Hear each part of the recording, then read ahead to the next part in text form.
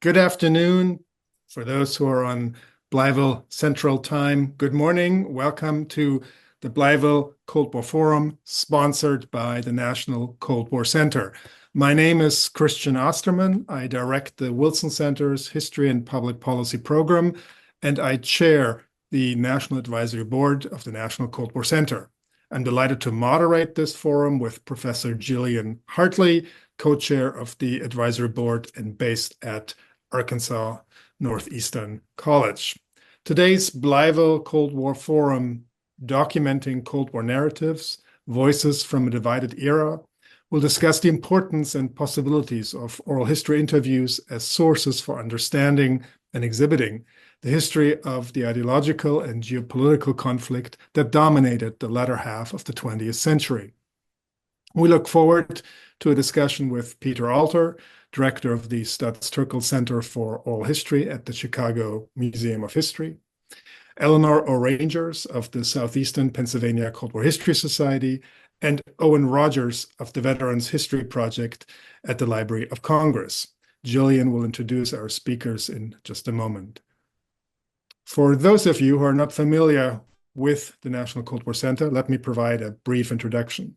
The National Cold War Center is located on the campus of the former Blytheville Air Force Base, which opened in 1942 as a training facility for World War II pilots, and at the height of the Cold War was converted to a strategic air command alert mission, which remained a key U.S. military command for 3 decades. The center's mission is to educate and engage visitors in the complex history of the global, national, and local impact of the Cold War, and to deepen understanding of this important phase in American history through immersive experiences on the grounds of this original U.S. Air Force facility. The National Cold War Center has been recognized and officially designated by the United States Congress as the Federal Cold War Museum. We anticipate a grand opening of the National Museum of the Cold War in 2027. The Blytheville Cold War Forum provides a nonpartisan public platform for the discussion of Cold War history, memory, and heritage.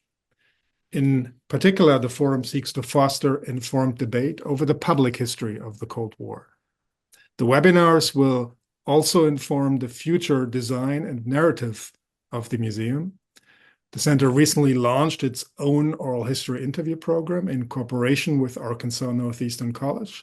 So today's session is very relevant to our work. Jillian will talk about that after the presentations by our guest speakers.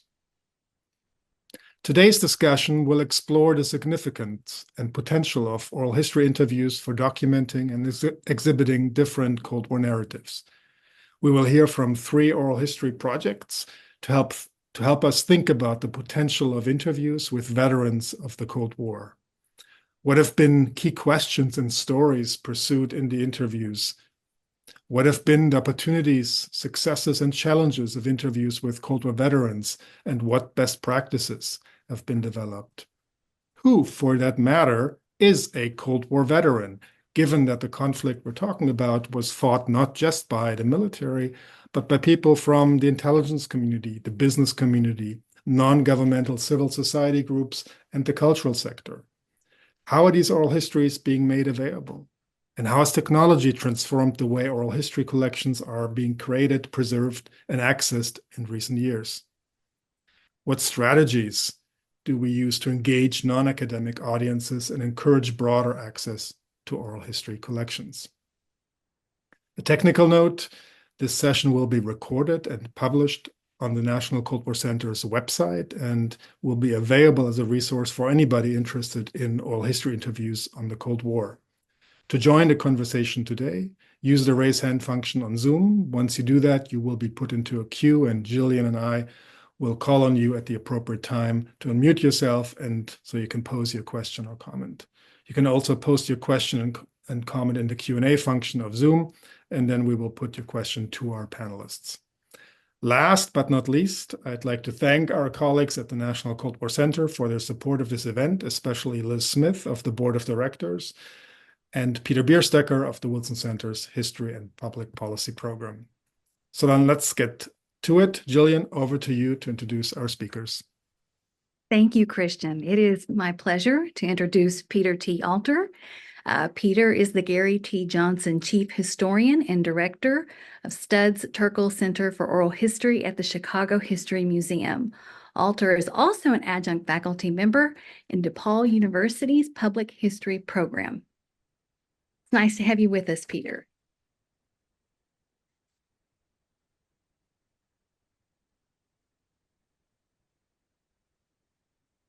All right. I'm assuming you finished your introduction, Jillian, because I cut out for a second. So I'm Okay. going to go ahead and start my PowerPoint, if that's okay. Yep, Zoom room's all yours. All right. Thank you. I just missed a bit there. That's all. Okay. Thanks to everyone, Jillian, for your nice introduction, Christian for the overview, and I'm flattered and happy to be here today.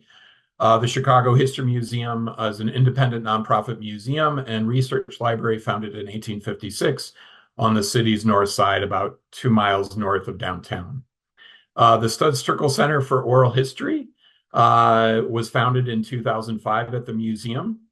We collaborate with community partners using history and oral history for goals of social justice. Through this work, the center carries forward the legacy of well-known actor, DJ, oral historian, journalist, and writer Studs Terkel, who was a scholar in residence at the museum from the mid-90s through the early 2000s. The museum and the radio station WFMT offered the Studs Terkel Radio Archive through an extensive website. And the Library of Congress was kind enough to digitize well over 7,000 of Studs's tapes. If you're at all familiar with the book The Good War, that was Studs' Pulitzer Prize winning work. I'm going to talk about a number of oral history projects. The first here on the screen obviously seems the most relevant. We did the Chicago Cold War Oral History Project in 2012 and 2013. Through the Oral History Center, we explored the impact of the Cold War on Chicago and vice versa. We interviewed, of course, military veterans, and I'll offer a couple of excerpts here in a moment. But we also interviewed refugees from Cold War era refugees from around the world, nuclear physicists, the designer of the Doomsday Clock, and many Cold War era activists. The first, just a very brief snippet here, and I'm avoiding audio because that can present some problems and also take up needed time. You see here, hopefully on your screen, an excerpt from the oral history transcript of Jim Darby. Mr. Darby served in the United States Navy during the 1950s. He was a coder and typist stationed in the Mediterranean, and he was trained in the Russian language. He was also a gay man in the military and left after his service in the 1950s and was very much an activist for the recognition of gay military veterans, especially by the City of Chicago Mayor's Council on Veterans Affairs. The next short excerpt from the Chicago Cold War Oral History Project is from a veteran of the U.S. Army stationed in nearby Muncie, Indiana. During the 1968 Democratic National Convention, he was, as he described, a designated marksman in case certain organizations like the SDS planned to occupy the site and hijack the Nike Hercules missile that you see on an expressway on-ramp on the southwest side of the city in the 1960s, taken from our Chicago Sun-Times photo archive. We also have veterans interviews pop up in a number of places, including our Chicago Muslim Oral History Project, which became the American Medina Stories of Muslim Chicago exhibition. This is the entrance to the exhibition, just to provide some context. Daniel Habil was a U.S. Army veteran. He established the Remake the World Veterans Center on the south side of Chicago.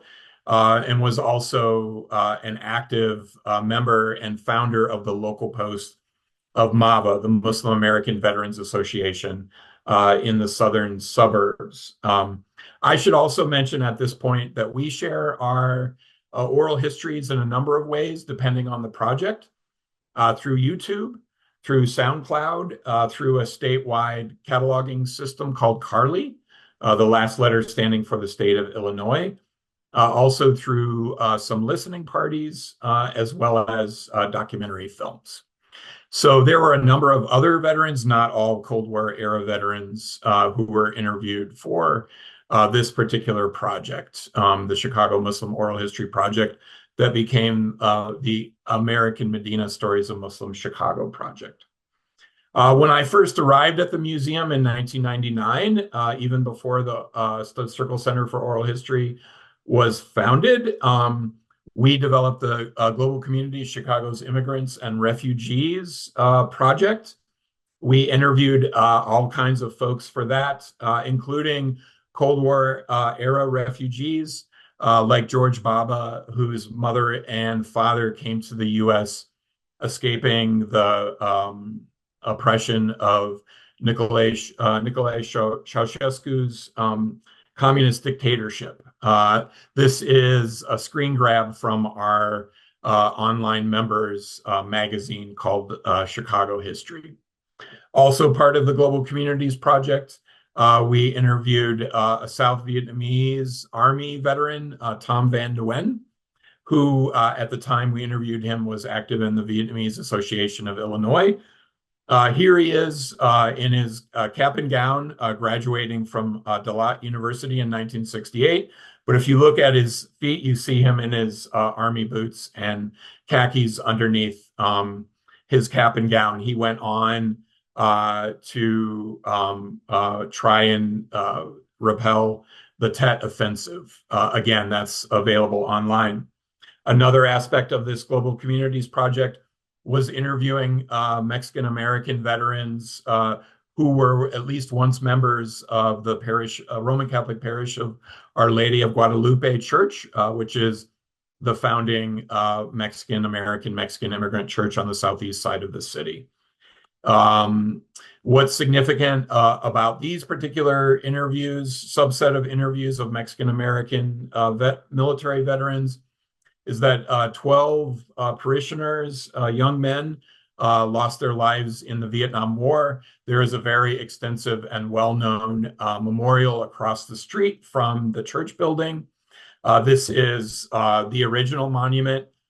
Near this monument is a mural. Unfortunately, I don't have pictures of that at the moment. Is an extensive mural that includes all of the military veterans' names from Illinois who died in the Vietnam War. And those names actually were painted by another Vietnamese, a refugee from Vietnam, also a former member of the South Vietnamese military. In some of our other projects, we come across military veterans unexpectedly, like Steve Braxton here, who was part of our 40 blocks, the East Garfield Park Oral History Project. A lot of our oral history interviewing initiatives are youth-based. So these were middle and high school students interviewing Mr. Braxton in 2016, more about his connection to the west side of the city. But of course, our interviews cover a broad range of topics. So when he says you guys are a little too young to understand what that's all about, he was referencing his young interviewers. And to wrap up, I just wanted to talk briefly about our Polish Chicago Oral History Project, which included an interview of Jarosław Hołodecki. Mr. Hołodecki was born in Poland. He was a solidarity activist, of course, fighting Poland's communist dictatorship. In 1985, he came to Chicago, attending the University of Chicago and working as a journalist and radio host. Eventually, after the fall of communism, Mr. Hołodecki returned to Poland, where he currently owns and runs the Chopin Boutique Bed and Breakfast in Warsaw, Poland. This was also a youth-led project where we worked with Polish American youth who were bilingual in Chicago and Polish youth in Warsaw. we came together both in Chicago and Poland, and Mr. Howadecki's interview was conducted by youth in the offices of the Polish History Museum in Warsaw, Poland. And that concludes my presentation. Thank you all for your time and your interest.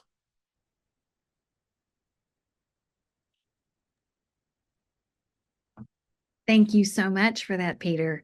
We're going to have our next presenter. We're very pleased to have Eleanor A. Rogers with us today. She is the president of the Southeastern Pennsylvania Cold War Historical Society, a clinical pharmacist by training with a specialization in cardiovascular pharmacology. Eleanor has worked in the pharmaceutical industry as a medical director for a major pharmaceutical brand and served as a field-based scientist. She continues to work as a scientific strategist, content expert for several pharmaceutical companies. Eleanor volunteers at the National Air and Space Museum in Washington, D.C., where she has been a docent since 1995. She considers it a privilege to educate the public on the history of U.S. aviation and spaceflight, and is delighted by engaged tour participants, particularly children. Eleanor is an alumnus of McDonald Elementary School in Warminster, Pennsylvania, which she attended from grades 2nd through 6th. As a child, she recalls her father taking her and her brother to open houses at the Naval Air Development Center, later the Naval Air Warfare Center, which operated in Warminster from 1944 to 1996 as a research and development center of excellence for naval aviation. Inspired by her childhood fascination with the naval base, Eleanor co-founded the Southeastern Pennsylvania Cold War Historical Society in 2010, a nonprofit organization dedicated to capturing the preserving the memories of individuals from Southeastern Pennsylvania who served the nation admirably during the Cold War and beyond. Her organization initially focused on the collection of oral histories of individuals who contributed to winning the Cold War in the greater Philadelphia region. Since 2012, the organization has sponsored educational programming live and by webinar on Cold War and space-related topics. Finally, the organization assists with preservation of Naval Air Development Center heritage, including the legacy of the Johnsville Centrifuge, formerly the world's largest and most powerful research tool for studying the mysterious acceleration or G-forces encountered by pilots or astronauts during flight. Much of our modern understanding of these G-forces was elucidated by researchers at this facility. Eleanor, it's a pleasure to have you with us today.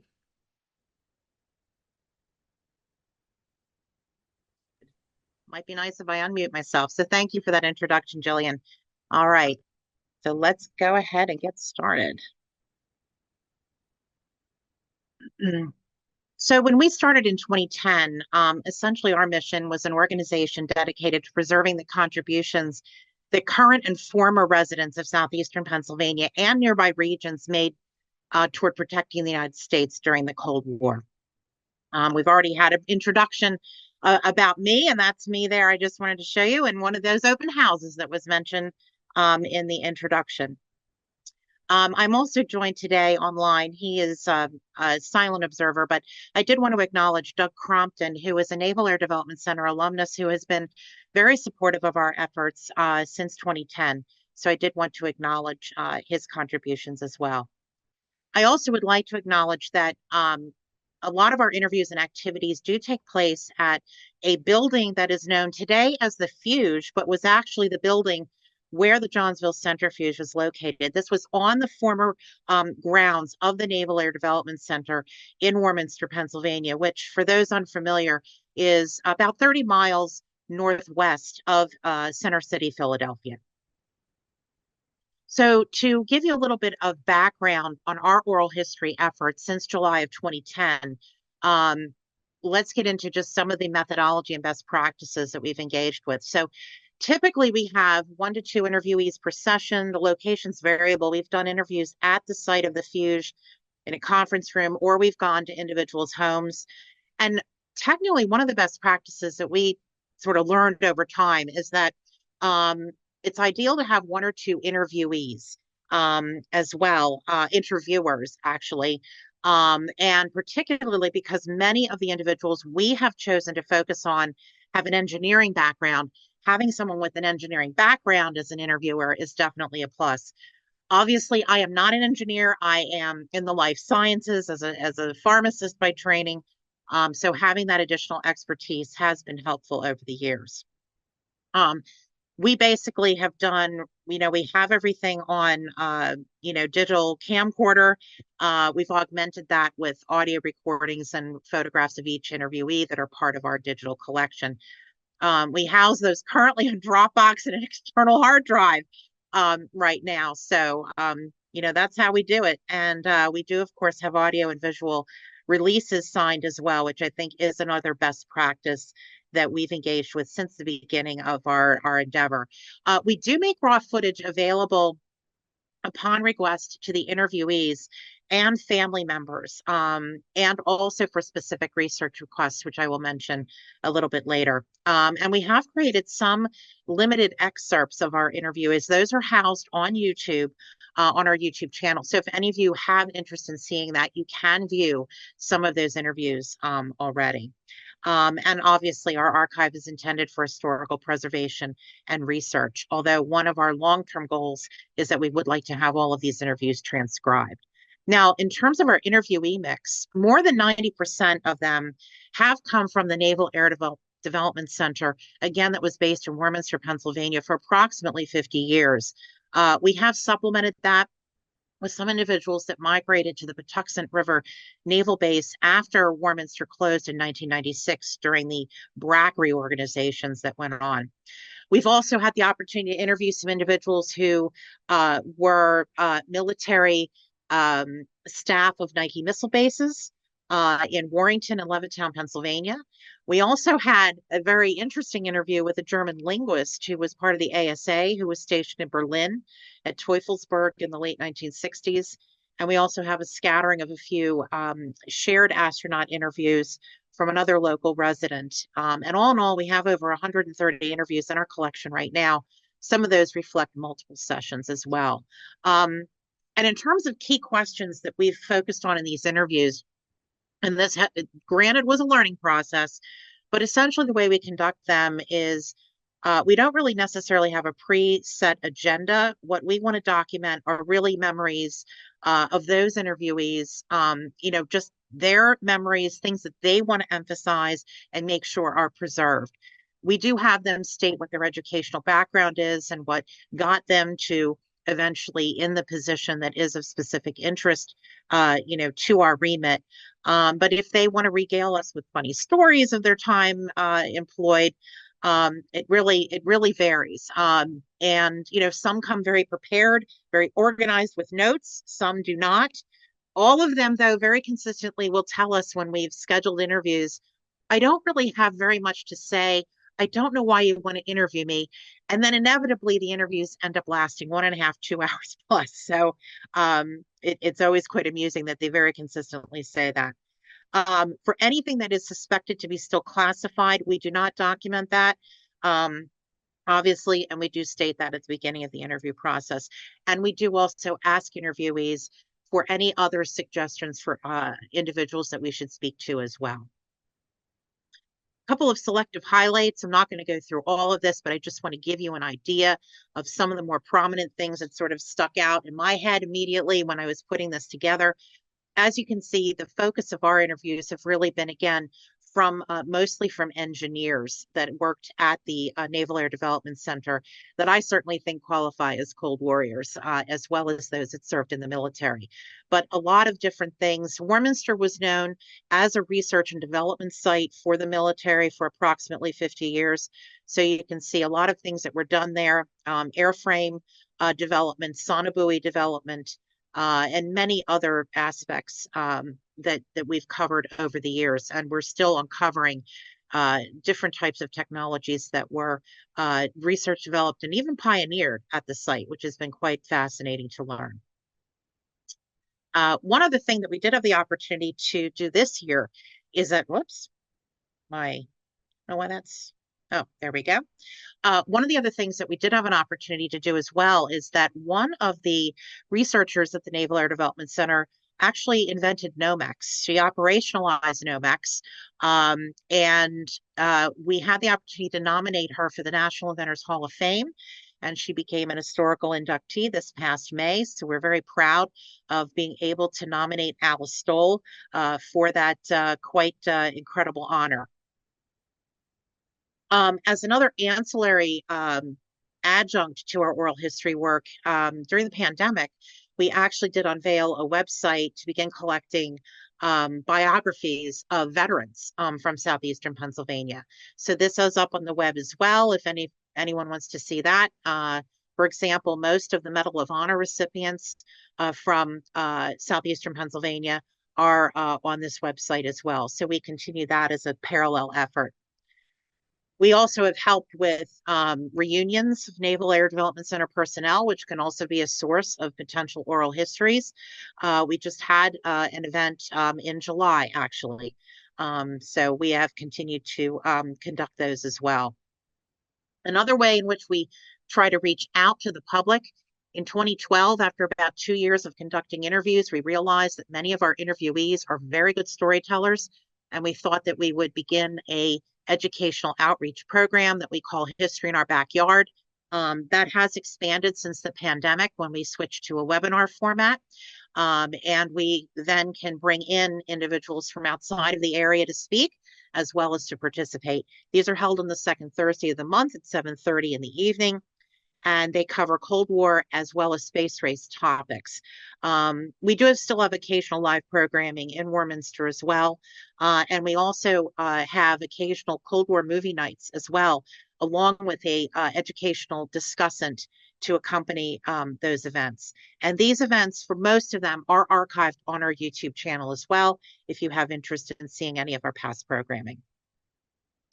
Another example of programming that we did in enhancing community outreach, this past July, we had a very large event of over 500 people attend an event at the Fuge that we entitled Space Race in Southeastern Pennsylvania.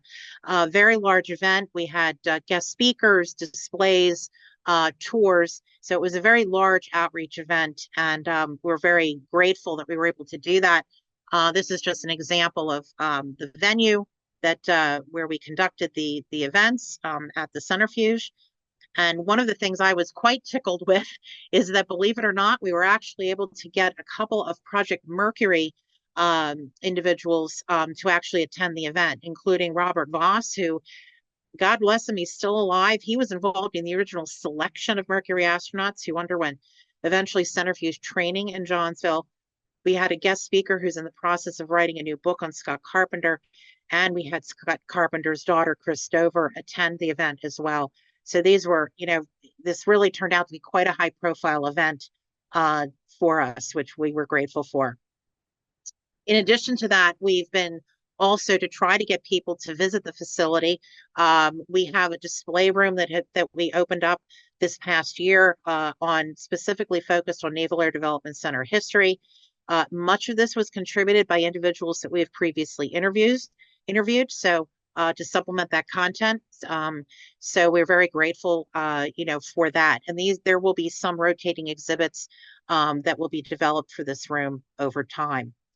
We also were contacted, about 2 years ago now, to help with the creation of a documentary on the P-3 Orion, which was a significant aircraft that was conceived, developed, and tested at the Naval Air Development Center. This is available on YouTube. Fantastic documentary, and we contributed a lot of content and photographs for this effort. We also have a lot of other ancillary activity with preservation efforts for the Fuge, the Johnsville Centrifuge, and we've also created signage around the building as well. We have a virtual tour that's now available, tour reference books for people giving tours. And we've also been doing some other things such as digitization of Centrifuge blueprint and logbooks as well. So a lot of different activities that we're involved with that larger preservation bucket. For example, another example where this pays off, since we've been digitizing logbooks, we were contacted by the individual who's writing the Scott Carpenter book, and we were able to actually cross-reference some data from the Centrifuge logbooks with some other data that Danny Parker is working with. So that's been also quite gratifying as well. And we've been contacted by other book authors as well in the past to contribute content. So that's another nice payoff for the work that we're doing. So with that, I'm going to pause and thank you for your time and attention.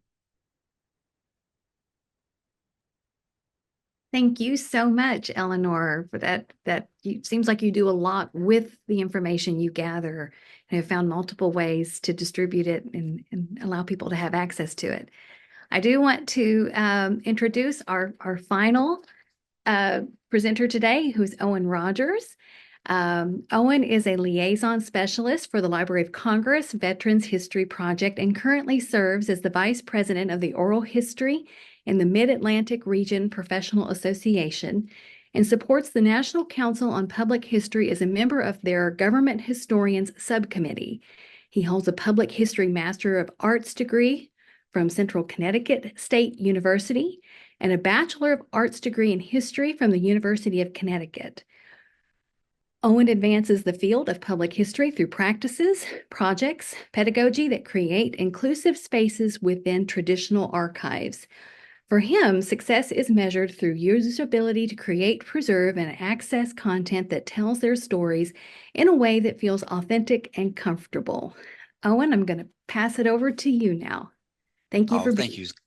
Yeah. Hey, it's my pleasure, Jillian. Thank you for that thoughtful introduction. And thank you all for introducing these incredible public history projects to me. I am just a grateful member of the audience for the last 20, 25 minutes. And now more than pleased to share some of the Library of Congress's offerings on Cold War narratives.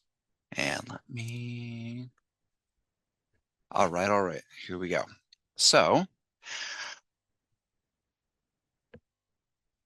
again, my name is Owen Rogers. I'm a public historian, and I serve as a liaison specialist at the Library of Congress Veterans History Project. The project collects oral histories and other firsthand narrative materials from veterans of the U.S. Armed Forces who served between any time effectively in the 20th and 21st century. We say World War I through ongoing recent conflicts and peacekeeping deployments. We have been around since the year 2000 when we were added to the American Folklife Center through the Veterans Oral History Project Act, and then expanded in 2016 through the Gold Star Families Voices Act, which enables veterans, members of the military who died as a direct result of their military service, their direct relatives, so spouses, children, immediate family members over the age of 18 years old can add an oral history of that surviving family member's experience to the project. So our collection scope, as I mentioned, it goes from World War I through recent conflicts and everywhere in between. Effectively, anybody who raised their right hand and swore an oath to defend the Constitution as a member of the U.S. Uniformed Services can participate. And we curate their collections through a variety of different digital and tangible sources. So we have quarterly exhibits called Serving Our Voices, which are thematic presentations of Veterans History Project collections. We also have an active blog post where we can, in more detail, curate, interpret, and deconstruct some of the veterans' experiences shared through their firsthand materials. So I may have did I skip a slide or two? No, I did not. Okay, cool. So when it comes to Cold War collections, now we have one particularly curated exhibit. It's Cold War dispatches, service stories from 1947 to 1991. We have a total of about 14,545 Cold War veterans narratives. I'll explain why that number has a gigantic asterisk next to it in just a minute, but I'm sure you all know the answer. About 11,000, not about, exactly 11,701 of those veterans narratives have some kind of digitized material and are accessible through any internet connected device. And I noticed in cribbing through our collections that, West Germany and the Republic of Korea are the majority of service experiences and deployments, that are part of U.S. Uniformed Services veterans' Cold War experience. And I will also add that, there's that little bit of discrepancy.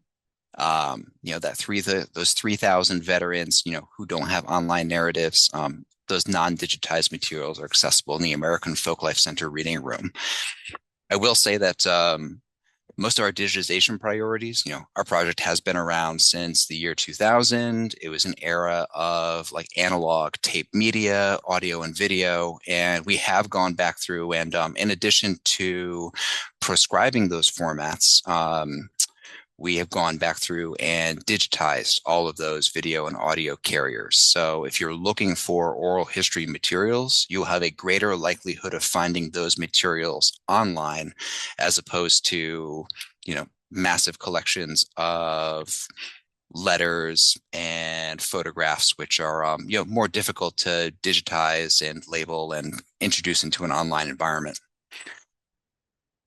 So I come here with content. I also come here with questions because for a veteran who served in the United States military at any time between 1947 and 1991, what does that make you? Like, are you an all of the above? Like, are you a Cold War veteran if you only served in Southeast Asia, or like, any kind of, I don't know, let's see, active theater of war or sphere of influence? How do you identify yourself? And that is one of the challenges of the project. Since we source everything publicly, from veterans who volunteer to share their stories, interviewers who volunteer to collect them. Self-identification is how collections are labeled. So if a veteran specifically considers himself to be a veteran of the Cold War, or if the veteran has not deployed to, let's say, a combat theater, they may identify themselves either with multiple checkboxes or one or the other. So it can be difficult to determine, and that is why I mentioned a gigantic asterisk next to Cold War collections. So there's also a complexity within our archives with, when we said these non-exclusive taxonomies, which piles do people organize themselves into? This has helped, in terms of looking through veterans' oral history transcripts, reading, listening to how veterans talk about themselves. And the orality of these experiences really helps to illustrate, the individual perspective of a participant in the Cold War, where their Cold War experience is very much about, the long-lasting like effects that military service has had on them. So there's one particular collection here. This is Ronaldo Puente. He was part of a surface-to-surface missile team, Pershing missiles deployed to Western Europe, had a nuclear capability. And, even though he never saw direct combat, never heard a shot fired in anger, his oral history is very much focused on his post-traumatic stress of the daily responsibilities of safeguarding and potentially deploying weaponized nuclear weapons, nuclear weapons like in the European theater. And then there's a different kind of, I'm sure, the Cold War Museum, the Spy Museum, you hear about all kinds of like clandestine missions. And for veterans like Clifton Francis Arneson Jr., every single day of his military service was a clandestine mission because he had to covertly hide and cache his bisexuality. And at a time in the military service where he would not be able to serve the United States military and serve his own truth. So his oral history is very much about, his confliction of personal politics and pride in being in the military, and also his gender. So Cold War culture, and then of course, like one, just it's almost like the all of the above. Like if you're a veteran of the U.S. Armed Forces, serving between 1947 and 1991, it's, are you a Cold Warrior? And I think there's also like a similar, this might sound really, this is reductionist. I'm here with my post-revisionists, we can't do that. We can't do that here. But yeah, it's Cold War culture. It's funny. Yeah, I don't know, I was going to make a Stephen J. Whitfield joke, but I'm going to control myself. But yeah, it's also another similarity is like one cannot explore like the Cold War heights of the 50s to the 70s, like in particular with like Black American narrators, without talking about civil rights or prejudice, like experienced like in the line of duty. So when it comes to the Cold War and perspectives held by the Library of Congress, what I can say is that like we do not take like, the view from 45,000 feet. It's very much like, the view of there are, I would say like, like we are able to effectively describe 14,000 Cold Wars, each one of them biased and narrated and individualized in a particular veteran's experience. And so as a result of that, anybody viewing this resource, all of my peers on the board today, like I would encourage you to visit these just so that the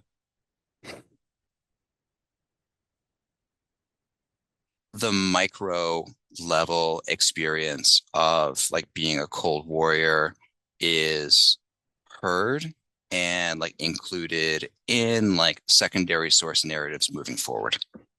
So thank you all for your time today. And I'm really looking forward to chatting with y'all about how our projects intersect and how we can make things easier, because this project's been around for 24 years and, like it's, we've seen some remarkable advances in like technology, making it easier to meet narrators where they're at and also like enable interviewers who don't have access to a recording studio to go out and collect narratives on our behalf.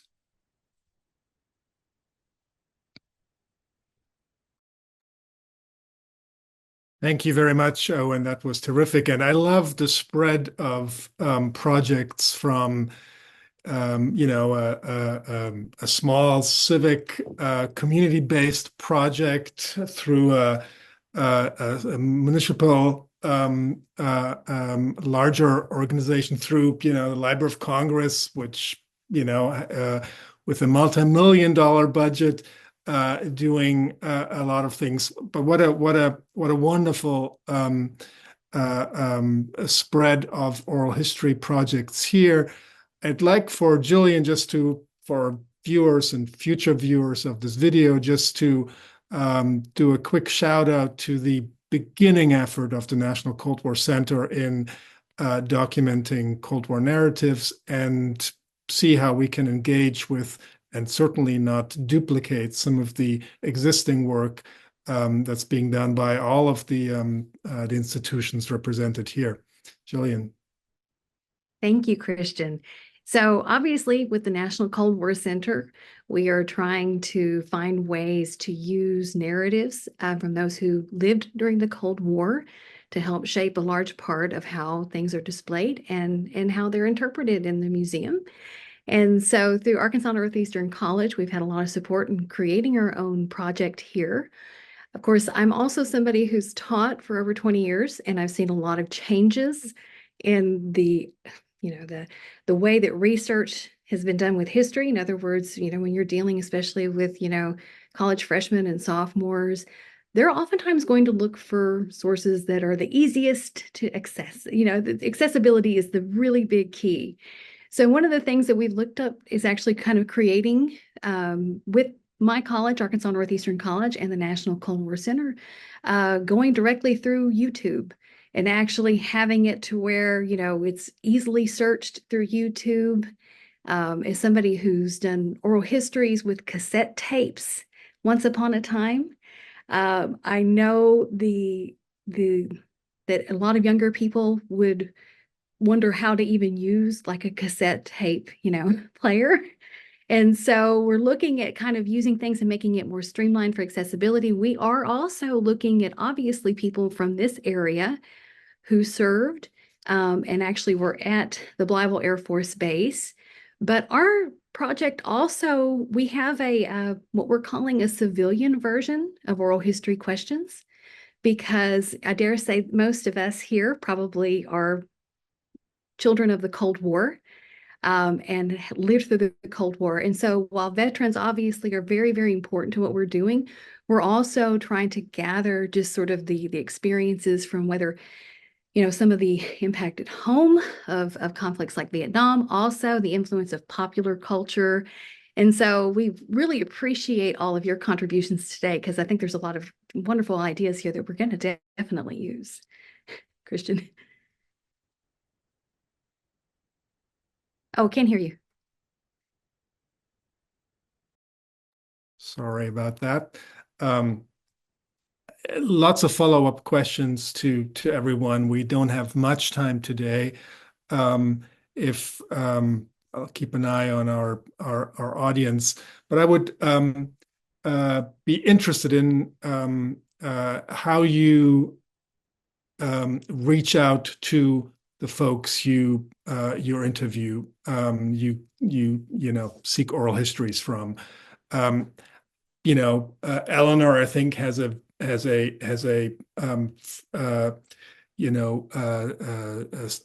very much centered approach around the Naval Air Development Center and its veterans, though going beyond that in some ways. Peter, space is defined by the larger Chicago history, right? Owen's is, almost limitless. How do you get in touch with? How do you seek out your oral history interviewees? I don't know who wants to go first. I can certainly start. The way that it started for us is that, certainly, as I mentioned, Doug Crompton, who's a silent participant on this call, was helpful in giving us some names to start with. And starting with the Naval Air Development Center, we also had a list of people that had attended some of those alumni events. And we got some advice on what we called priority interviews, which included some of the Naval Air Development Center leadership that we went to. And then by interviewing them, we would always ask them at the end of those first few interviews that we did, is there anyone else that you think is important for us that we need to interview? And they would inevitably offer up, names. I mean, I certainly remember, I think it was interview number 5 that actually said, have you met Alice Stoll? You got to talk to Alice Stoll. I just ran into her in the grocery store last week. You got to talk to her. She's super important, and that's really how it went. So a lot of pay it forward that really occurred with our efforts. And over time, we did, we would hear about other, potential avenues, like the Nike interviews that we did. That sort of was, someone happened to mention that in an interview. Hey, have you talked to anyone involved with that? So it really, for us, was word of mouth and a bit nonlinear, but it worked quite effectively for our efforts. Thank you. Owen? We solicit veterans' narratives through a few different outreach campaigns. We actually have a for-hire media service where we do like a syndicated radio tour a couple times a year where we talk about our resources, advertise our website, and we also particularly solicit congressional offices since this is a congressional project. The Veterans History Project is coded as a constituent service activity. So we're frequently training congressional staff in the district who, are on frontline service, managing veterans, any kind of like service connected liaison work and training them in oral history best practices and techniques so that they are out there making those connections. We're handing them the instructional materials to record their stories and then send them to the library. So I would say that, it is not multi-level marketing, but rather a consortium of what the library calls connectors. We find organizations whose constituencies are veterans or primarily veterans. And then we engage with those organizations, share our oral history resources, and then provide a repository and access portal for those recordings made out in the field. Thank you. Peter? Yes, Chicago History Museum Stud Circle Center for Oral History is probably somewhat similar to what Eleanor described. I think for our Chicago Cold War Oral History Project, we looked at sort of different large bucket topics that we wanted to look at, knowing that, for example, the Doomsday Clock has a specific connection to Chicago. And then looking at Cold War refugees who are refugees specifically because of Cold War conflicts. A lot of those groups are represented in Chicagoland. Also looking at our collections, like where are we lacking? For example, we worked with, on a limited basis, the Ethiopian community for refugees who came out of the 1970s wars in Ethiopia. For other projects, we often look to our community collaborative partners. The gentleman, Steve Braxton, who was fighting in Vietnam during the Civil Rights Movement. He was offered by one of our collaborative community partners, an organization called Breakthrough Urban Ministries, as was our solidarity activist, Jarosław Hołodecki. We found him actually through the Polish History Museum in Warsaw. So a lot of different ways, but definitely like word of mouth. And you should interview my father, brother, sister, uncle, etc. So yeah, thank you. Thank you. A lot of time and effort goes into developing these oral histories. I'm curious how each of you have, or what has been the response, the public response to these activities, and do you have information on the users of the oral history transcripts or interviews, the digitized versions, and so forth? Are there particular ways that have been more successful in disseminating these materials than others? Maybe I can go ahead. I think, as you saw in my presentation, that a lot of our recent activities have transitioned to public outreach. And that was, like, for example, one of the reasons why we started the History in Our Backyard webinar series as early as 2012, because we felt it was a way of giving back to the community and then in turn generating interest. And certainly, particularly with our live programs, we will get occasionally people coming up after the program to say, hey, my dad did XYZ and he may want to speak to you. So that certainly was a way to do that. The other thing that the folks that own the Johnsville Centrifuge building, the Fuge, have been a wonderful partner to us in terms of also identifying individuals.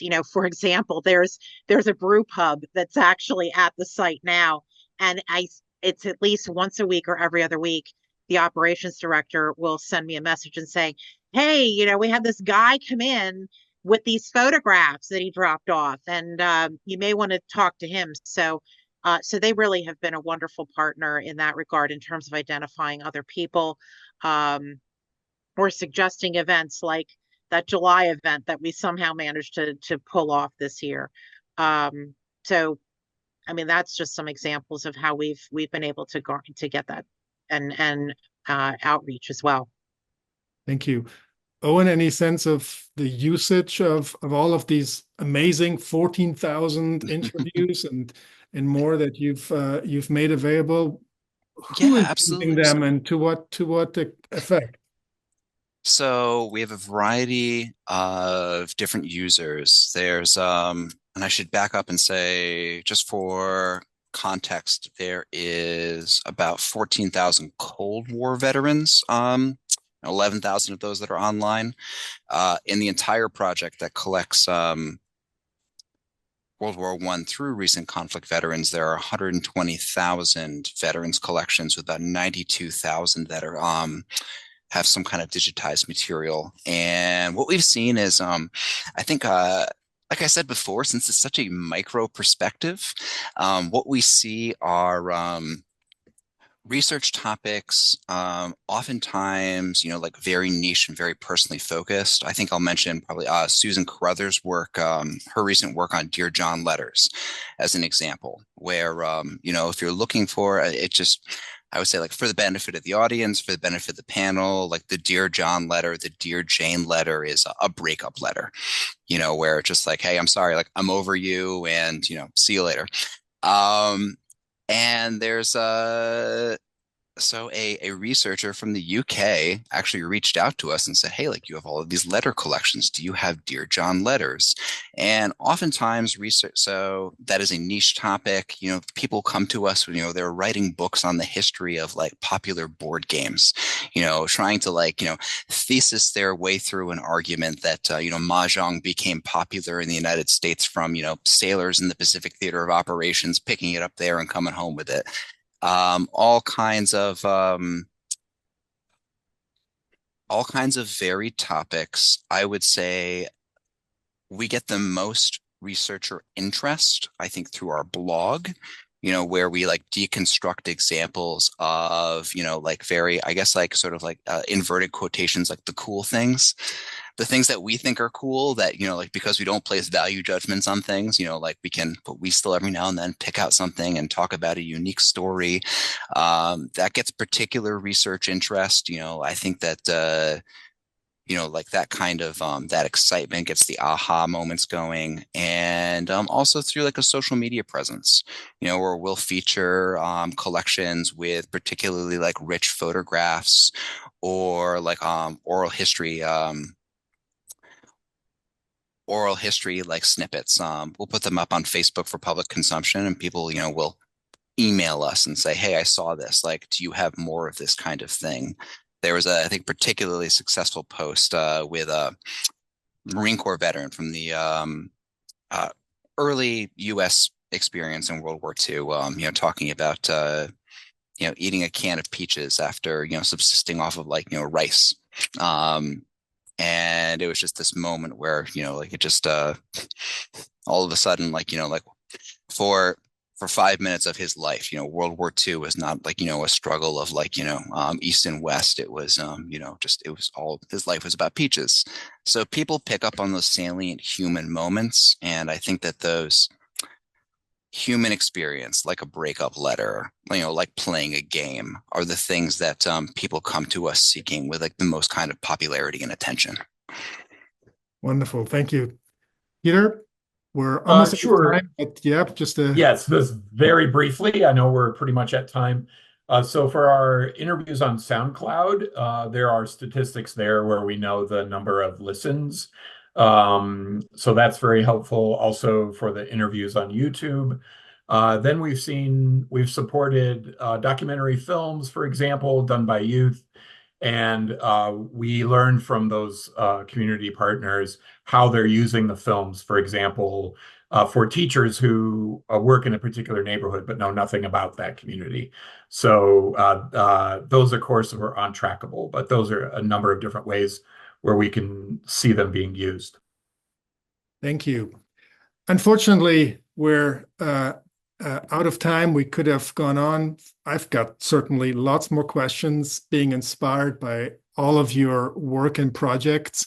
This is just the first occasion. We at the National Cold War Center certainly look forward to working with you, learning from you, but also collaborating on future projects as we develop the National Museum of the Cold War. Thank you all for joining us for this webinar. Jillian, thank you for co-chairing. My thanks also to Liz Smith and Peter Bierstecker again for facilitating this. And I'm very sorry we have to adjourn now, but really inspired by all of your work. Thank you so much. Take care.